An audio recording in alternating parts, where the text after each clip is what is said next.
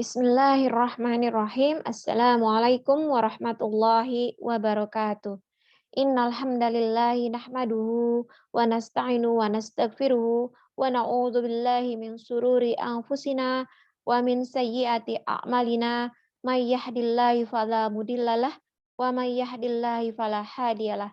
Asyhadu an la ilaha illallah wa asyhadu anna Muhammadar Rasulullah. Yang kami muliakan para alim ulama, para kiai, serta asatiz dan asatidzah, dan yang kami hormati para ayah bunda, santri maupun santriwati SMP IT Al-Fawas, serta keluarga besar SMP IT Al-Fawas, yang semoga selalu dalam limpahan keberkahan Allah Subhanahu wa Ta'ala.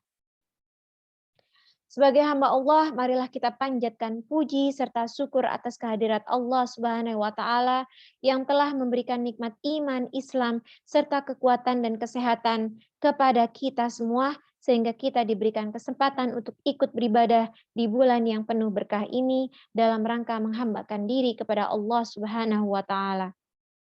Salawat serta salam tidak lupa kita kirimkan kepada junjungan kita Nabi Allah Muhammad Sallallahu Alaihi Wasallam yang telah mengantarkan umat manusia dari peradaban zaman jahiliyah menuju pada peradaban hidup yang modern, yang penuh dengan kemajuan ilmu pengetahuan dan teknologi seperti yang kita rasakan pada saat ini. Semoga kita semua termasuk hambanya yang taat, yang berhak mendapatkan syafaatnya di hari akhir kelak. Amin, amin, ya Rabbal Alamin. Perkenankanlah saya pada kesempatan kali ini untuk menyampaikan topik yang berjudul tentang Ramadan dan perubahan. Ayah, bunda, dan anak-anakku sekalian, Ramadan adalah bulan yang paling istimewa karena Allah Ta'ala dan Rasulullah Sallallahu Alaihi Wasallam telah menghususkannya dengan beragam keistimewaan dan berbagai macam keutamaan serta kelebihan yang tidak didapat di bulan-bulan yang lainnya. Ramadan merupakan salah satu momentum paling istimewa serta paling kondusif bagi kaum muslimin serta individual maupun komunal untuk melakukan upaya-upaya penempaan, perbaikan dan perubahan diri serta kehidupan dalam rangka mencapai tingkat keimanan, ketakwaan dan kesolehan yang lebih tinggi dan untuk menggapai derajat kepribadian mukmin-mukmin sejati yang diidam-idamkan. Maka beruntung dan berbahagialah bagi orang-orang yang mau mengoptimalkan pemanfaatan momentum istimewa ini. Sehingga pasca Ramadan, ia seperti terlahir kembali dengan izin dan taufik dari Allah Subhanahu wa Ta'ala, menjadi sosok pribadi mukmin baru yang serba istimewa. Dan justru sebaliknya, merugilah di dunia dan di akhirat orang-orang yang mengabaikan dan menyia-nyiakannya, sehingga Ramadan demi Ramadan lewat dan berlalu begitu saja, tanpa meninggalkan perubahan apapun dalam diri pribadi dan kehidupannya. Ayah, bunda, dan anak-anakku sekalian, bulan Ramadan adalah bulan bercermin diri, atau kita sebut dengan Syahrul Muhasabah. Momentum istimewa bagi setiap mukmin atau mukminah untuk bermuhasabah dan bercermin. Dan dengannya ia bisa mengetahui tingkat keimanannya, kualitas ketakwaannya kepada Allah Subhanahu wa Ta'ala, dan kadar kerinduannya pada kehidupan ukhrawi yang bahagia. Melalui cermin Ramadan, seseorang bisa menguji diri dan hatinya untuk mengetahui sudah berapa di tingkat apakah ia. Dalam surat Al-Fatir dijelaskan, terdapat 3 tingkatan keimanan seorang hamba. Yang pertama adalah zalimun li nafsi, yaitu tentang orang-orang yang telah menganiaya diri sendiri atau menzalimi diri sendiri. Orang-orang yang melakukan sebagian dari perbuatan yang wajib, namun tidak juga meninggalkan perbuatan yang diharamkan atau dilarang oleh Allah. Golongan orang yang semacam ini kelak saat di akhirat akan dihisab dengan hisab yang amat berat, lalu akan dimasukkan ke dalam neraka. Golongan yang kedua adalah muktasid, yaitu merupakan orang-orang yang selalu melakukan kewajiban dan meninggalkan apa saja yang dilarang oleh Allah, namun terkadang masih melakukan atau mengerjakan hal-hal yang makruh. Orang-orang seperti ini insya Allah akan hisab dengan hisab yang ringan, sesuai dengan amal perbuatannya. Golongan yang ketiga adalah sabiqul bil khair, yaitu orang-orang yang terlebih dahulu mengerjakan tentang kebaikan dan selalu melakukan amalan wajib dan sunnah, lalu meninggalkan semua perbuatan dilarang oleh Allah dan meninggalkan segala sesuatu yang makruh. Orang-orang yang seperti ini di akhirat kelak, insya Allah akan mendapatkan balasan surga dari Allah. Ayah dan bunda, serta anak-anakku sekalian, tanyakan kepada hati dan diri sendiri, di manakah tingkatan atau golongan kita berada dari 3 golongan yang baru saja disebutkan. Oleh karena itu, kita harus bermusabah atau bercermin diri. Tanyakan bagaimana sikap hati dan diri kita dalam menyongsong dan menyambut Ramadan. Tanyakan bagaimana sikap hati dan diri kita dalam memanfaatkan momentum istimewa ini. Karena setiap waktu dalam bulan Ramadan adalah waktu yang penuh magfirah, penuh barokah, penuh rahmat, serta penuh peluang pembebasan dari api neraka, pengabulan doa, penerimaan taubat, serta pelipat gandaan amal ibadah dan lain-lainnya. Apalagi sekarang kita sedang memasuki waktu 10 malam terakhir di bulan Ramadan dan puncaknya pada malam Lailatul Qadar. Kualitas keimanan dan kadar ketakwaan seseorang sangat ditentukan oleh sikap dan upayanya untuk menggapai kemuliaan selama Ramadan. Bercermin untuk melihat hakikat jiwa apa adanya tanpa campur tangan setan penggoda dan pengganggu utama. Berdasarkan hadis muttafaq alaih, diriwayatkan bahwa ketika bulan Ramadan, setan dirantai di belenggu.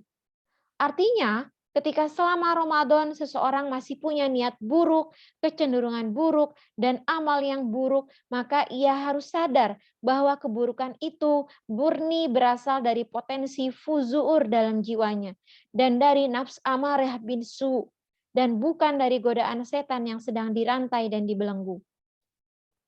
Bercermin dari pasca Ramadan, bagaimana bentuk kegembiraan yang dirasakan saat menyambut Idul Fitri. Bercermin pasca Ramadan untuk melihat sejauh mana perubahan telah didapat setelah melewati masa penempaan diri, tazkiyatun nafs, dan tarbiyatuz zat. Lalu, sudahkah ijazah la'allakum tattaqun didapat dengan sukses? Bulan puasa merupakan syahrus siam, bulan istimewa yang dipilihnya bulan sebagai pelaksanaan fardu puasa yang merupakan salah satu rukun Islam. Fadilah-fadilah ibadah saum ini sangatlah banyak dan beragam yang menjadikannya sebagai salah satu ibadah paling utama sebagai jalan taqarrub ilallah, penyucian diri, penempaan hati, perlindungan diri, penghapusan dosa, pembebasan dari api neraka, peningkatan derajat di surga, dan seterusnya. Namun puasa yang dimaksud dengan bermacam-macam fadilahnya tersebut tentu bukanlah puasa parsial yang hanya terbatas pada puasa menahan diri dari lapar dan dahaga semata. Melainkan ia adalah puasa total dengan mempuasakan seluruh entitas diri seorang mukmin atau mukminah karena Allah Ta'ala. Rasulullah Shallallahu Alaihi Wasallam bersabda, barang siapa yang tidak meninggalkan perkataan dusta dan perbuatan nista, maka sekali-kali Allah tidak butuh pada puasanya dengan hanya meninggalkan makan dan minum saja. Agar bisa total dan optimal, maka puasa kita harus meliputi mempuasakan hati dan pikiran, emosi dan perasaan, syahwat perut, syahwat seks, syahwat lidah dan mulut, syahwat mata, syahwat telinga, syahwat tangan, kaki, serta syahwat-syahwat yang lainnya. Puasa total seperti inilah yang akan mewujudkan perubahan besar dalam diri pribadi dan kehidupan orang per orang secara khusus dan juga masyarakat secara umum. Adapun puasa parsial yang hanya mengubah jadwal makan dan minum dari siang ke malam saja, maka tidak akan meninggalkan perubahan yang berarti. Bulan Ramadan merupakan bulan Al-Quran atau disebut Syahrul Quran. Allah Ta'ala berfirman dalam surat Al-Baqarah ayat 185 yang artinya Bulan Ramadan adalah bulan yang di dalamnya diturunkan Al-Quran sebagai petunjuk bagi manusia dan penjelasan-penjelasan mengenai petunjuk itu dan pembeda antara hak dan batil. Rasulullah Shallallahu Alaihi Wasallam bersabda, sesungguhnya Allah meninggikan dengan Al-Quran ini derajat kaum-kaum tertentu karena berinteraksi dengan baik dan merendahkan dengannya pula derajat kaum-kaum yang lain karena mengabaikan, menjauhi, dan meninggalkannya. Artinya, ayah, bunda, dan anak-anakku sekalian, Al-Quran merupakan salah satu kunci utama yang paling efektif untuk membuka pintu-pintu perubahan dan perbaikan dalam diri pribadi dan kehidupan umat serta masyarakat yang beriman. Dan hal itu hanya bisa terwujud melalui adanya pola interaksi dan hubungan yang baik dan harmonis dengan kitabullah. Semakin dekat dan harmonis hubungan dengan seseorang atau masyarakat dengan Al-Quran, maka akan semakin terbukalah pintu-pintu perubahan dan perbaikan dalam kehidupan orang dan bermasyarakat tersebut. Keharmonisan hubungan dan interaksi dengan wahyu terakhir dari Allah ini yakni dengan berkomitmen untuk melakukan hal-hal sebagai berikut. Di antaranya adalah memperbarui kualitas iman kepadanya, membaca dan menghafal, kemudian mendengarkannya, mentadaburi dan memahami makna serta kandungan Al-Quran, mengikuti, mengamalkan, berakhlak, berhujah dan berhukum dengannya, mengajarkan, mendakwahkan nilai-nilai dan ajaran-ajarannya. Bulan Ramadan merupakan bulan limpahan rahmat atau disebut dengan Syahrul Rahman. Rasulullah Shallallahu Alaihi Wasallam bersabda, telah datang kepadamu bulan Ramadan, bulan yang penuh berkah. Allah telah mewajibkan atas kamu berpuasa di bulan ini, dan di dalamnya terdapat satu malam yang lebih baik daripada 1000 bulan. Barang siapa yang tidak mendapat bagian kebaikannya, maka sungguh berarti ia telah dijauhkan dari rahmat Allah Subhanahu wa taala. Nauzubillahi min dzalik. Ramadan adalah limpahan rahmat, curahan berkah, peluang istimewa bagi pembebasan diri dari api neraka. Selama bulan Ramadan, doa-doa dikabulkan, munajat didengar oleh Allah Subhanahu wa taala, tobat dan istighfar hamba-hamba pendosa diterima oleh Zat Maha Pengampun dan penerima taubat. Maka karena itu, selama Ramadan, dosa-dosa pun berguguran, kecuali bagi orang-orang yang memang tidak ingin dosa-dosanya diampunkan, karena tidak memanfaatkan bulan Ramadan ini dengan maksimal. Ibadah-ibadah di bulan Ramadan terasa demikian nikmat dan lezat, sehingga semangat dan motivasi kasih beribadah pun meningkat sangat mencolok, khususnya pada 10 malam terakhir, di mana disunahkan beriktikaf di masjid dengan berbagai rangkaian ibadah khususnya sebagai upaya puncak untuk menggapai takwa. Dan karena keistimewaan ini, bulan Ramadan bisa menjadi parameter ibadah setiap orang beriman, baik secara kuantitas maupun kualitas. Ayah, bunda, dan anak-anakku sekalian, banyak sekali faidah-faidah yang sudah kita dapatkan pada bulan Ramadan ini dan tidak bisa Ustazah sampaikan satu persatu.